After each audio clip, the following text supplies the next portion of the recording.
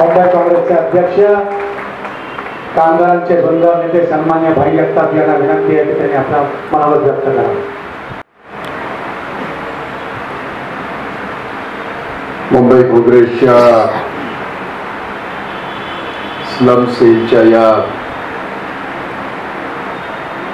पदवाटप कार्यक्रमाला माझ्याबरोबर उपस्थित असलेले माझे सहकारी मुंबई काँग्रेसचे कार्याध्यक्ष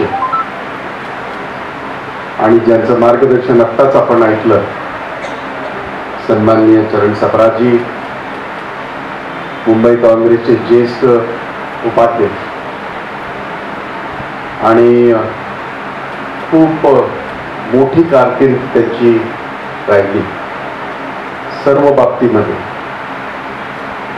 झोपडपट्टीचे प्रश्न असतील, सर्वसामान्यांचे प्रश्न असतील, सगळ्या प्रश्नांमध्ये त्यांनी स्वतः लक्ष घालून गेली कित्येक वर्ष काम करत आहेत. माझे सहकारी आणि माजी आमदार सन्माननीय वीरेंद्र जोशी, या ठिकाणी उपस्थित मुंबई काँग्रेसचे ज्येष्ठ आमचे सहकारी आणखीन कार्यालय प्रमुख सन्माननीय संदेश कोंडविलकर, मुंबई काँग्रेसचे कोषाध्यक्ष सन्माननीय भूषण पाटीलजी, या ठिकाणी उपस्थित सेवा दलाचे प्रमुख सन्मान्य सतीश अंचंदाजी, या ठिकाणी उपस्थित आमचे मुंबईचे नेते आणखीन सेवा दलाचे फार खूप काम केलेले गोविंद सिंगजी, इथे या कार्यक्रमासाठी खास उपस्थित असलेले नॉर्थ सेंट्रल जिल्ह्याचे आमचे नेते आणि अध्यक्ष जगदीश अमीनजी, साऊथ सेंट्रल जिल्ह्याचे आमचे नेते आणि अध्यक्ष सन्माननीय हुकुमराज मेहताजी, सन्माननीय सूर्यवंशीजी, या ठिकाणी उपस्थित आमचे नेत्र आणखी मुंबई काँग्रेसचे जनरल सेक्रेटरी पप्पू ठाकूरजी, या कार्यक्रमासाठी खास उपस्थित असलेले राम गोविंद यादवजी, गोरख कांगणेजी, सेवा दलाचे धनंजय तिवारीजी आणि त्यांचं जे 5 लोकांची आज नियुक्ती झालेली आहे त्या डिस्ट्रिक्ट प्रेसिडेंट वसंत कांबळेजी, वसंत कुंभारजी, नॉर्थ ईस्टचे जिल्ह्याचे अध्यक्ष आहेत, नॉर्थ जिल्ह्याचे अध्यक्ष विजय शिंगे, नॉर्थ वेस्टचे अध्यक्ष प्रवीण सिंगजी, नॉर्थ सेंट्रलचे अध्यक्ष प्रवीण गवळीजी आणि साऊथ सेंट्रलचे अध्यक्ष सचिन कांबळेजी, आणि ज्यांच्या नेतृत्वाखाली ही टीम काम करणार आहे. गेले अनेक वर्ष मी या माझ्या सहकार्याचं मी काम पाहतो. चळवळीतला कार्यकर्ता आहे आणि चळवळीतला कार्यकर्ता हा पदांच्या अपेक्षा करून काम करत नाही, तो नेहमी चळवळीतच असतो. मी त्यातलं एक पद आत्ता आलं 35 वर्षानंतर, पण चळवळ तर गेली 40 वर्ष मी करतो आहे. पर इन लोगों को अगर मौका दिया जाए तो उनका अनुभव, उनका एक जज्बा होता है. किसी मुद्दे को लेके लड़ाई हो, आंदोलन हो, सरकार के खिलाफ कोई बात हो, सरकार के साथ कोई बात हो, ये सारे जो आंदोलनकारी प्रोग्राम रहते जिन्होंने जीवन भर किया है, आज मुझे खुशी होती है मुंबई कांग्रेस के हमारे झोपड़पट्टी सेल के मुखिया करके उनकी नियुक्ति करते हुए संजय केदारी जी को मुझे बड़ा गर्व महसूस हुआ, क्योंकि वो आम कार्यकर्ताओं से जुड़ा हुआ है. बहुत सारी बातें हैं, लेकिन जहां तक स्लम सेल का सवाल है, खुद स्लम में रहता है, तो इनसे बेहतर उनकी जो समस्या है वो शायद कोई जान पाएगा। सबसे इंपॉर्टेंट मामला ये है कि इसमें जब आपने मुझे कहा, आपके संबोधन में भी आपने कहा कि सरकार ने 2011 तक निर्णय लिया है, उसका जीआर भी आया है, कुछ प्रावधान भी किया हुआ है। 2019 में 2017 में लोगों ने ये भी दिए हैं, वोट दिए, सही बात है, बिल्कुल सही बात है। लेकिन यहां बैठे हुए कितने लोगों को ये पता है 1985 से लेकर 2011 तक ये सारी मान्यता कांग्रेस ने दी है, कांग्रेस की सरकारों ने दी है, और किसी का काम नहीं। सरकारें तो बीच में आके गई सारी। तो ये ऐसा नहीं है।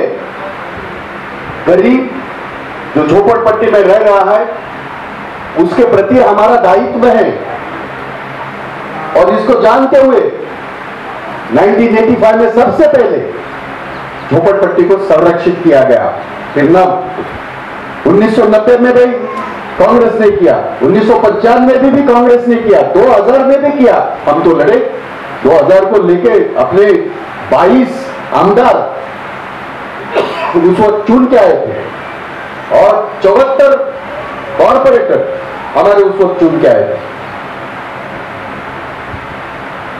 तो संजय जी, एक बात के लिए आप निश्चिंत रहिए, गरीब के प्रति सबसे पहले हमारी कमिटमेंट है।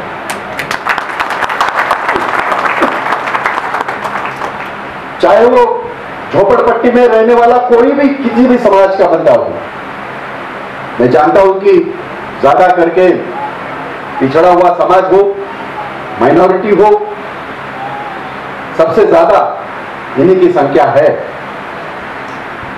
पर इतना मैं आपको आश्वासित करना चाहता हूं, 2011 तक का जो नया निकष आया है वो लोगों को पहले समझा दो। उसमें एक प्रावधान यह भी है, अगर इसमें बहुत सारे हथकंडे, ये बिल्डर लोग तो बड़े होशियार होते हैं, पात्र अपात्र। अब जब किसी के पास 2010-2011 का उसका मान्यता का सर्टिफिकेट है तो अपात्र कैसे होता है? लेकिन होता है, क्योंकि स्थानिक हमारे नेतागण, स्थानिक बहुत सारे बिल्डरों से जुड़े हुए लोग ये सारा ड्रामा करते हैं। ये लड़ाई आपको लड़नी है। ताजुब इस बात का है, जो अपात्र होता है 4-5 लाख रुपए खर्चा करने के बाद पात्र कैसे होता है? ये जादू सिर्फ मुंबई में ही होती है। इन मुद्दों को लेकर आपको लड़ाई लड़नी है, क्योंकि ये गरीब की लड़ाई है, ये हमारे लोगों की लड़ाई है, और ये कांग्रेस की लड़ाई है। कहां से लाएगा वो 2 लाख 4 लाख? कहीं से अपनी बीवी के गहने गिरवे रख के बच्चों की पढ़ाई नहीं होती। ये लड़ाई हमको लड़नी है, और मैं आश्वासित करना चाहता हूं। और इसलिए महाविकास आघाड़ी ने जब निर्णय लिया तो उस 2011 के जीआर में प्रावधान करके रखा है, अगर कोई अपात्र है तो भी उसको घर देना चाहिए। ये उसमें प्रावधान है, बशर्ते उसमें एक प्रोसेस है वो करनी है, लेकिन उसके लिए लाखों रुपए खर्च नहीं होते, उसको लाखों लिए खर्च नहीं होते। अब काम आपको वो करना है, जो कोई बिल्डर आता है, असलम शेख ने ये काम किया, वर्षा ताई ये काम कर रही है, ये इसलिए भी कह रहा हूं, ये हथकंडे पूरी तरह बंद हो गए ये मैं नहीं कह रहा हूं, ये कोई और रास्ता निकालेंगे। तो आप लोगों को ये लड़ाई लड़ते वक्त आपके जिले में अगर ऐसा कोई प्रोजेक्ट आता है, उसके सामने जाके हक के साथ जाके बैठ के अपात्र को घर देना है, और उसके जो कानून में प्रावधान रखा है,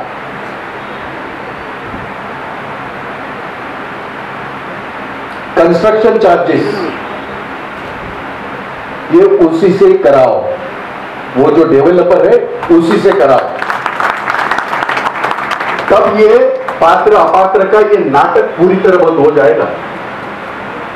क्योंकि जब खुद के जेब से ये सब करना पड़ेगा, असलम शेख जी ने किया, तालियां जोरदार तालियों से शुरुआत करके दी और कांग्रेस ने भी शुरुआत करके दी, वर्षाताई ने शुरुआत की है वहां हर जगह, और ये हद के साथ कह रहा हूं, इसमें कोई भी किसी भी प्रकार का जोर जबरदस्ती की बात है ही नहीं।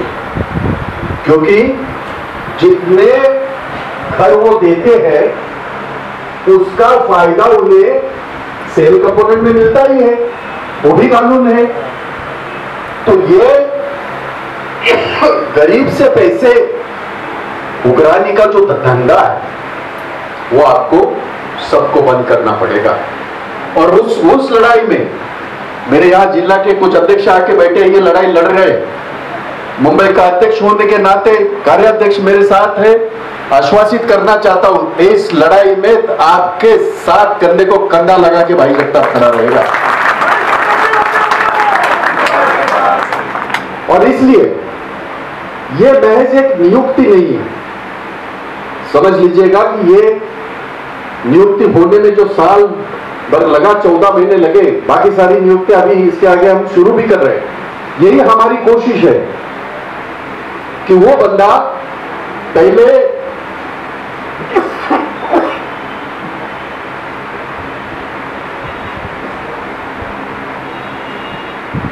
उस इश्यू को महसूस करे। ये कर सकता है क्योंकि ये खुद झोपड़पट्टी में रहता है, ये बाकी लोग उनके साथ ही कर सकते हैं क्योंकि ये लोग उनसे जुड़े हुए हैं। और आज 62% मुंबई के लोग झोपड़पट्टी में रहते हैं, ऑफिशियल आंकड़ा बता रहा हूं।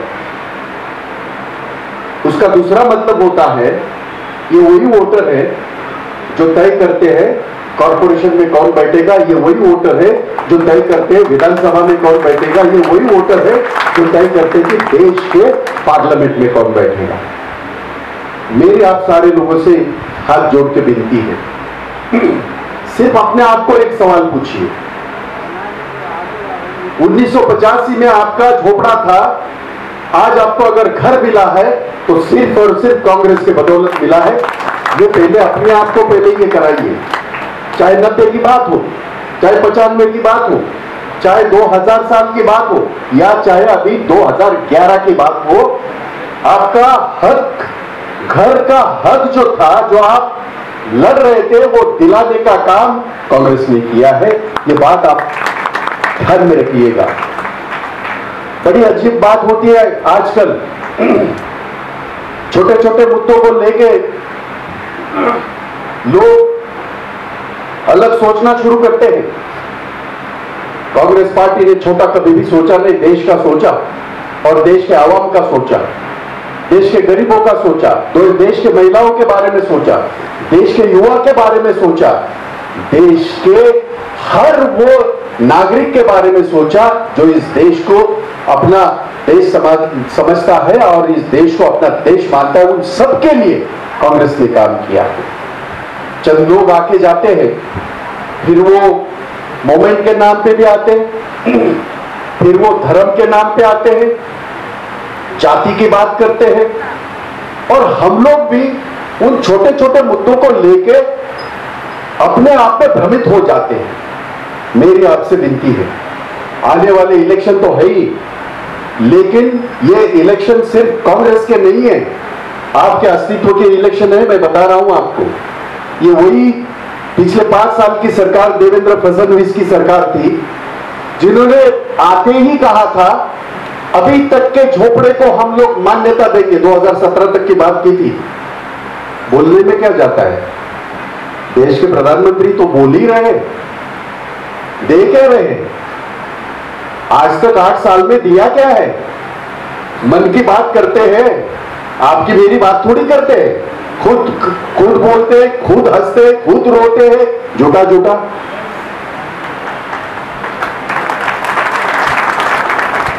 असली रोना है तो झोपड़पट्टी में आके देखो क्या हालात है आज लोगों के, अगर कहीं काम कर रहे हैं, मेरा बंदा यहां कोई कहीं नौकरी कर रहा है, 30 दिन घर में किस तरह से बच्चों को पालना पड़ता है, किस तरह से रोजी रोटी का बंदोबस्त करना पड़ता है, वही बेहतर जानते हैं। आज के हालात जिस प्रकार के हैं, ये सरकार ने जिस तरह से इस देश को ठगा है, पिछले 5 साल में जिस तरह से ठगा गया, उन सारी चीजों को अगर हम नजरअंदाज करें, अगर हम उनको थोड़ा सा दूर करें, तो फिर मुश्किल होगी। ये मैं बताने जा रहा हूं आप सारे लोगों को। इसलिए आप लोगों को 2 चीजें करनी है। आपने कहा बुक तक जाएंगे, मैं उस बात का स्वागत करूंगा। मैं आपको 6 महीने का कार्यक्रम दे रहा हूं। आप 6 महीने में सबसे पहले आपने जिला अध्यक्ष की नियुक्ति की, 36 तालुका के अध्यक्ष को आप नियुक्त करो, और जहां एक महिला बहुत अच्छा काम कर रही है उसको भी अध्यक्ष बनाओ, महिलाओं को भी अध्यक्ष बनाओ। क्योंकि बहुत सारे झोपड़पट्टी में बहुत सारी महिलाएं ऐसी है जिनके पास बचत गट का बहुत बड़ा ये है, उनके पास संगठन है, और ये वही है जो अगर सही मायनों में आप जब भी कभी आवाज दोगे तो वो महिलाएं और 100 महिलाओं को साथ में लेके आपका साथ दे सकती है, कांग्रेस का साथ दे सकती है, हमारे सेल का साथ दे सकती है। तो आपको तुरंत 1 महीने के अंदर ये 36 तालुका के अध्यक्ष हो, वहां की कमिटी हो सकता है वो झोपड़पट्टी में एक बहुत अच्छा कार्यकर्ता हो तो उसको अध्यक्ष भले बनाइए, महिलाओं को कार्याध्यक्ष बनाइए। मैं ये आपको छूट दे रहा हूं, पूरी तरह छूट दे रहा हूं। आपको हमारी परमिशन भी लेने की जरूरत नहीं है, आपको छूट दे रहा हूं, पर महिलाओं को इन्वॉल्व करो, ये वक्त का तकाजा है। और जब हमारे पास कर्तृत्ववान महिलाएं हैं तो क्यों हम उनको मना कर रहे हैं?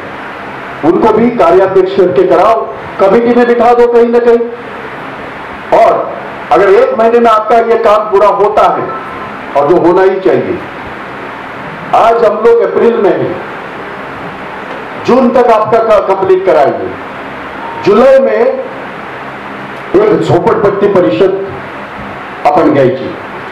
झोपड़पट्टी परिषद, कितने लोगों को पता है झोपड़पट्टी परिषद क्या होती है? हाथ उठाइए जरा,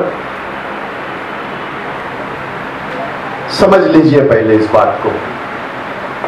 जिनको पता है उनको बनाओ, कार्याध्यक्ष बनाओ, ताकि वो जाके आगे चल के 100 महिलाओं को, 1000 महिलाओं को समझा सकती है। ये वो कार्यक्रम होगा जिसमें पूरा दिन कार्यक्रम चलेगा, मंत्री महोदय आएंगे, झोपड़पट्टी विषय को लेके जिन्होंने आज तक आंदोलन किए, काम किए, वो लोग आएंगे और वो हमें मार्गदर्शन करेंगे। और आखिरी दिन के आखिर में एक हमारा एजेंडा बनेगा, झोपड़पट्टी हमारे सेल का इस परिषद के माध्यम से एक एजेंडा बनेगा। वो एजेंडा लेके हम सरकार के पास जाएंगे, वो एजेंडा लेके सरकार के पास जाएंगे जिसमें झोपड़पट्टी के छोटे छोटे इश्यूज जो है वो भी उसमें आएंगे, बड़े इश्यूज है वो भी इसमें आएंगे। बहुत बार बात होती है बड़ा घर किसको नहीं चाहिए। आपको पता होगा मेरी जिंदगी पूरी, मेरा बचपन, मेरा कॉलेज 180 स्क्वायर फीट में पुलिस लाइन में गया। मैं जानता हूं कहां चूकता है सब कुछ। कांग्रेस सरकार है जिसने सबसे पहले 225 स्क्वायर फीट का निर्णय लिया। कांग्रेस सरकार है जिसने सबसे पहले 250 स्क्वायर फीट का निर्णय लिया। और जब विलासराव जी थे तभी हमने 300 स्क्वायर फुट का घर गरीब को देना चाहिए और उस तरह के घर भी हमने दिलाए। तो हर चीज कांग्रेस ने की है। जरा बताइए तो बाकी लोगों को, तो बाकी के जगह वोट जाते कैसे हैं, ये मेरा सवाल है। आप लोगों को ये काम करना ही है। जो करने जा रहे हैं उसको छोड़ दो, जो किया है वो पहले बताओ। और लोगों को ये बात बहुत सारे लोगों को बता दी है, क्योंकि वो क्या, वो जिंदगी से लड़ रहे हैं, हर रोज इन लोगों को सोचना पड़ता है कि शाम को खाना क्या बनाऊं, घर में क्या है, बच्चों को स्कूल में कैसे भेजूं। तो उनसे मुझे वो अपेक्षा नहीं, लेकिन तुम लोगों से अपेक्षा है। जो तालुका के 36 हमारे अधिकारी बनेंगे, ताकि ये बात अब कहना जरूरी है। 75 साल कांग्रेस ने काम करते आए, कभी उसका दिखावा नहीं किया। दुर्भाग्य ये है आज दिखावे वाली सरकार है और वो दिखावा लोग सच मान रहे हैं, दुर्भाग्य से। तो हम किया हुआ काम कहने में क्या प्रॉब्लम है, और वो कहना जरूरी है। आजकल ये एक नया दौर इस देश में शुरू हुआ है। इतना करो और इतना बोलो, हमको ये आवश्यकता नहीं। इतना सारा 75 साल करके रखा है, वो सिर्फ लोगों को बताओ, वो लोगों तक पहुंचाओ।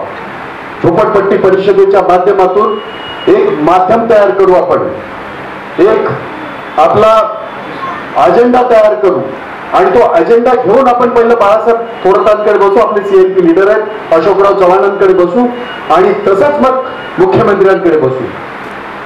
मुंबईच्या झोपडपट्टीचा प्रश्न हा फक्त काँग्रेस पुरता मर्यादित आहे असं माझा अजिबात समज नाही, पण आजपर्यंत केलेलं काँग्रेसचं काम झोपडपट्टीच्या बाबतीत, चाळींच्या बाबतीमध्ये, बीडीडीच्या चाळींच्या बाबतीमध्ये असेल, व्हीआयटी चाळीच्या बाबतीमध्ये असेल, म्हाडाच्या कॉलनीज असतील ज्याच्यामध्ये सर्वसामान्य आमचा मध्यमवर्गीय राहतो, या सगळ्यांचे निर्णय आपल्या काळात झालेले आहेत, काँग्रेसच्याच काळामध्ये झालेले आहेत। एकही निर्णय, अर्थात महाविकास आघाडीचं मी स्वागतच करेन, कौतुक करेन।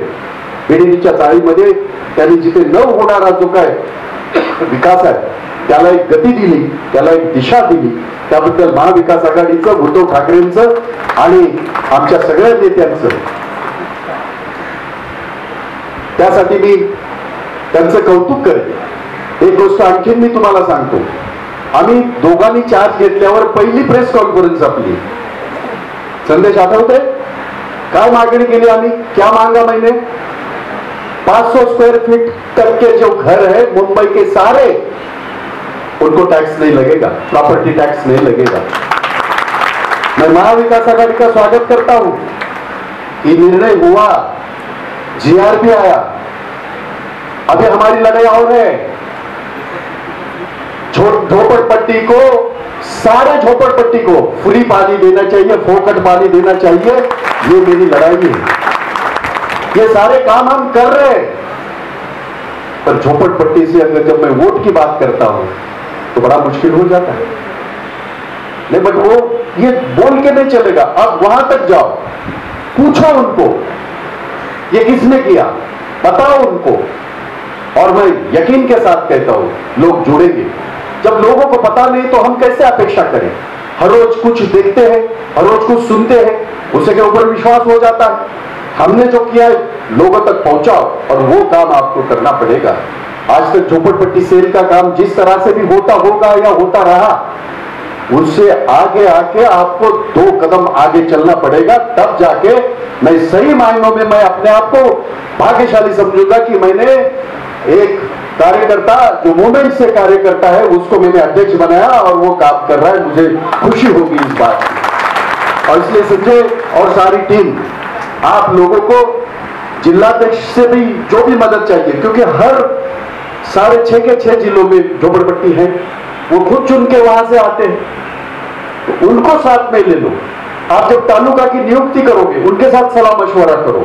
और मेरे अध्यक्ष 2 जन यहां बैठे हैं, बाकी सारे लोगों को भी मैं बता रहा हूं कि जब भी कभी कोई भी अपना सेल हो, डिपार्टमेंट हो, उनके जब कार्यक्रम होते अपने अपने जिलों में, इनको सम्मान पूर्वक स्टेज पे इनको बुला के उनका सम्मान करिए। ये इसके पहले भी मैंने कहा है, आज भी मैं कह रहा हूं, ताकि ये वही लोग हैं जिनसे हम अपेक्षा करते हैं, जिनसे हम ये अपेक्षा करते हैं कि ये लोगों में जाए, झंडा लहराए, लोगों को बताए, तो उनका सम्मान होना भी बहुत ही ज्यादा जरूरी है। मैं वहां का जिस जिले में आपका ये हो प्रोग्राम हो, उस प्रोग्राम में उस जिले का जो भी कोई झोपड़पट्टी सेल का जो अध्यक्ष है उसको सम्मान पूर्वक उसको जगह दे दो। देखिए क्या बदलाव होता है।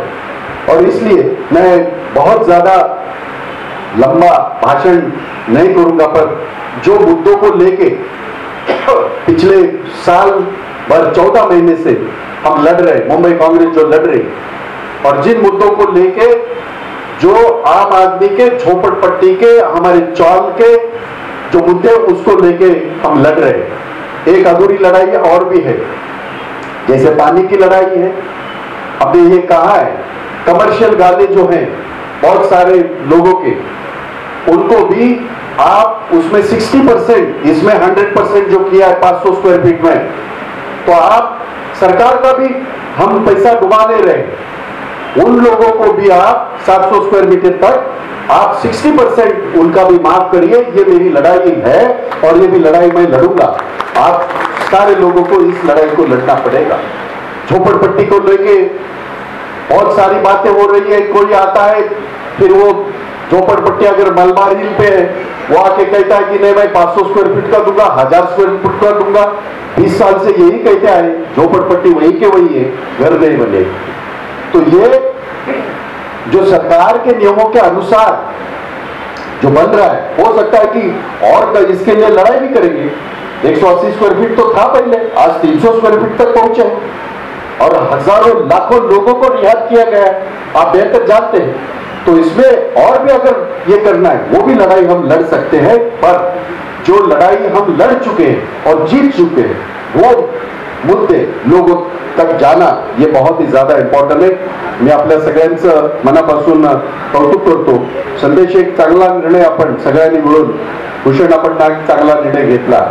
आणि संजय एक गोष्ट आणखीन सांगतो, तुमच्या नियुक्तीमध्ये अजून एका माणसाचं मोठं श्रेय आहे, त्याचं नाव वीरेंद्र बक्षी आहे।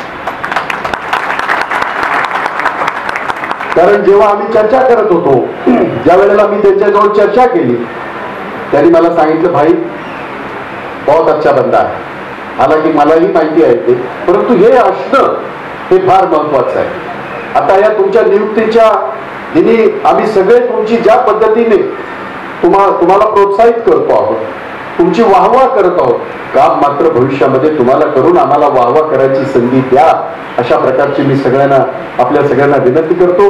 आपल्या सगळ्यांचं मनापासून या ठिकाणी कौतुक करतो। सगळ्या जिल्हाधिकाऱ्यांना, जिल्ह्याचे अध्यक्षांना, सगळ्यांना या ठिकाणी सबको बधाई देता हूं और मेरे 2 शब्द खत्म करता हूं। जय हिंद, जय महाराष्ट्र, जय हिंद।